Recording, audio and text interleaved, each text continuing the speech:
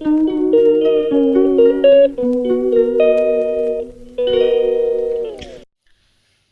কেমন আছো? আশা করি সবাই ভালোই আছো। আমিও কিন্তু ভালো আছি।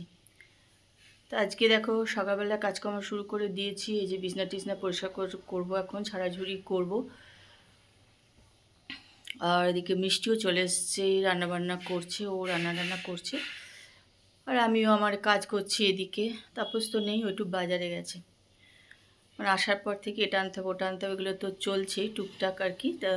আর এমনিতেও বাজার যেতে ভালোবাসে আর কি, তাও গেছে বাজারে। চলো আজকে কিন্তু ব্লগ আমি এখান থেকেই শুরু করছি। আমার সঙ্গে থাকো আর ব্লগটা দেখতে থাকো।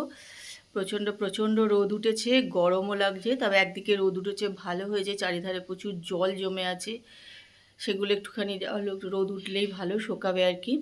মানে দীপাতে সারাক্ষণ বলছে রোদ হোক যতই গরম হোক এরকম আর কি। ওর বাড়ির সামনে প্রচুর জল, সরি, ওর ভীষণ অসুবিধা হচ্ছে আসা যাওয়া করতে। আজকে তো প্রচণ্ড রোদ উঠেছে আর প্রচণ্ডই গরম লাগছে আর কি। তাই চলো আমার ব্লগটা এখান থেকে শুরু করলাম, আমার সঙ্গে থাকো আর ব্লগটা দেখতে থাকো।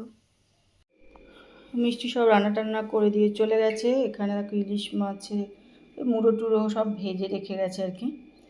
আর এখানে মুসুর ডাল, এখানে ইলিশ মাছ সর্ষে দিয়ে একটু পাতলা পাতলা করে আজকে করতে বলেছিলাম, সেটা করেছে। আর ওখানে করেছে উচ্ছে আলু দিয়ে তরকারি। এটা হচ্ছে আমাদের 3 জনের খাবার।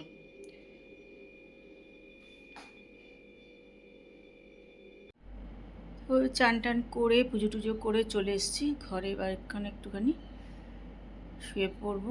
প্রচণ্ড গরম লাগছে, মানে খুবই গরম লাগছে। আর খুব রোদ উঠেছিলো আজকে, বালিশ টালিশও সব ওই জন্য রোদে দিয়ে দিয়েছিলাম আমি সকালবেলায় উঠি। খাওয়া দাওয়া আগে, আজকে চান করার আগেই খাওয়া হয়ে গেছিলো, নাহলে অনেক দেরি হয়ে যাচ্ছিলো। তাপস আমি না খেলে তাপস বসে থাকবে, দীপার খাওয়া হবে না, এইসব ভেবে দেরি হয়ে গেছে বলে খেয়ে নিলাম। খেয়ে দিয়ে নিয়ে তারপর চান করে তারপরে পুজো করতে গেলাম।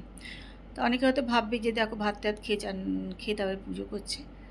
তো এটা মাঝে মাঝেই আমার হয়, যেদিন খুব দেরি যায় সেদিন আমাকে ভাত খেয়ে নিতেই হয়, নাহলে বাড়িতে আরও 2 জন থেকে যায়, তারা বসে থাকে আমার জন্য, খাবে না তারাও কিছুতে আমি না খেলে, সেই জন্য খেয়ে নিতে হয়।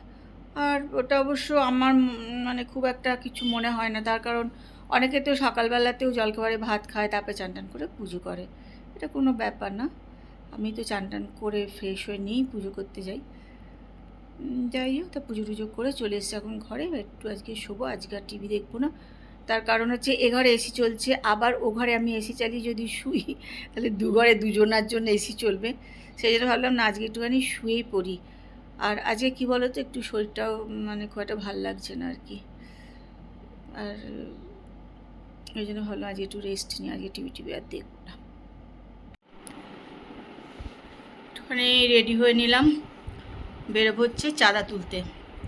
তো চাঁদা তুলতে তো আমরা প্রত্যেকবার অনেক বেরোই, এবার তো একদমই বেরোনো হলো না। আগে একদিন বেরিয়েছিলাম, আজকে শুক্রবার বুধবারে বেরিয়েছিলাম, আর আজকে একটু বেরোচ্ছি। এরপরে হয়তো আর হবে বলে মনে হচ্ছে না আমাদের চাঁদা তোলা, মানে মেয়েদের চাঁদা তোলা হয়তো আর হবে না। অন্যরা জানি না তুলতে পারবে কি না, আমিও মনে হচ্ছে পারবো না। আর পুরবিও বলছিল যে ওরও সময় হবে না, ও আর তুলতে পারবে না।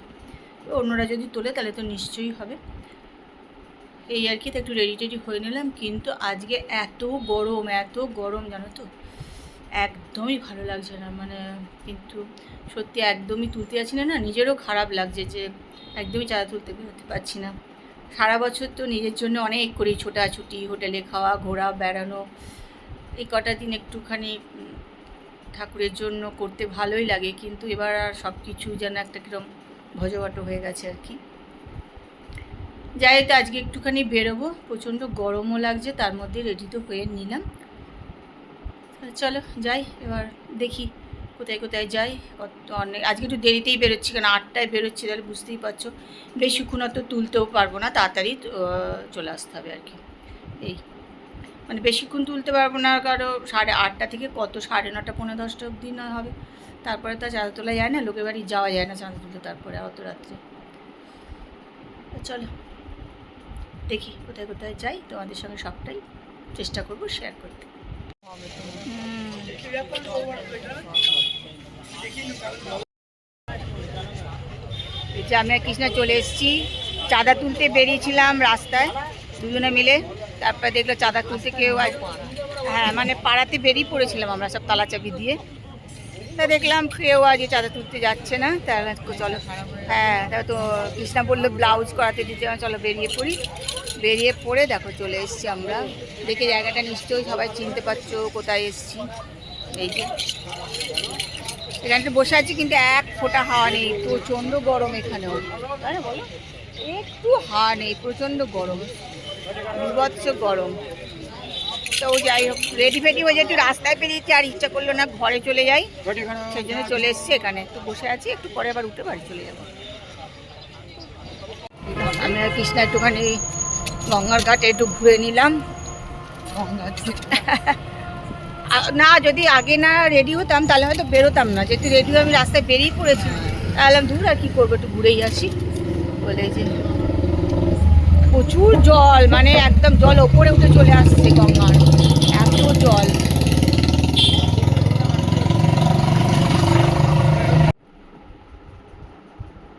দেখো চাঁদা তুলতে যাব বলে রেডি হয়েছিলাম, তারপরে হঠাৎ করে খবর এলো কেউ চাঁদা তুলতে যেতে পারছে না, আজকে সবারই একটু অসুবিধা হয়ে গেছে। দাঁড়া ওইটা ঠিক করে ধরি। যাই হোক, অসুবিধা হতেই পারে, কিন্তু আমি কৃষ্ণা দুজনে রেডি হয়ে প্রায় বেরিয়ে পড়েছিলাম টালা দিয়ে। তাই ভাবলাম বেরিয়েই পড়েছি যখন, চলো একটুখানি ঘুরেই আসি।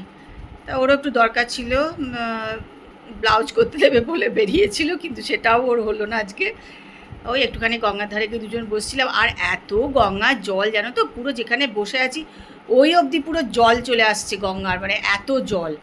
ভালোও লাগে, দিনের বেলা গেলে হয়তো আরও পরিষ্কার দেখা যেত, আরও ভালো লাগতো।